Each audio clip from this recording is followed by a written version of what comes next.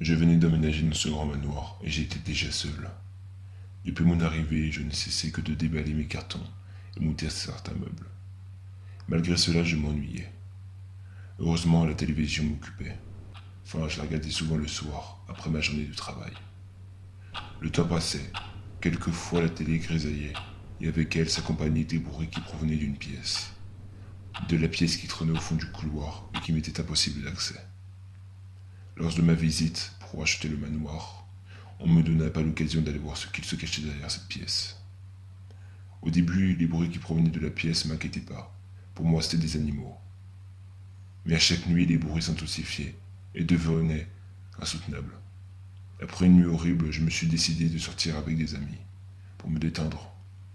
Je suis revenu 2 jours après, vers minuit. En rentrant, la télé était allumée et grésillait.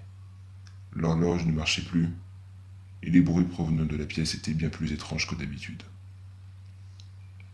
Je décidai donc de m'approcher. Quand je l'ai vu, j'ai vu la porte de la pièce s'ouvrir. Je pouvais percevoir des voix. Elles étaient faibles. J'essayai de les comprendre et cela me poussa à m'approcher, toujours plus. Cependant, elles restaient incompréhensibles. J'arrivai au seuil de la porte. Je ne pouvais pas vraiment décrire ce qu'il y avait dedans.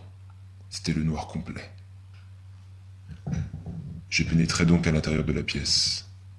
La porte se ferma derrière moi. Je n'étais pas bien. Je pouvais sentir le froid du parquet qui craquait à chacun de mes pas. Il y avait cette affreuse odeur, cette odeur de sang, comme si quelque chose pourrissait ici depuis longtemps.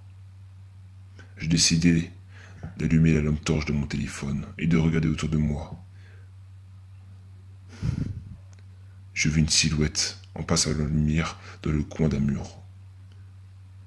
Rapidement, je me suis mis à paniquer. Mon téléphone s'éteigna. Je ne savais pas si ce que j'avais vu était le fruit de mon imagination ou pas. J'étais effrayé, je ne voyais plus rien. Et je n'étais pas seul. Et je le savais qu'elle me fixait, et qu'elle me fixe encore, malgré le fait que je ne sois jamais sorti de cette pièce.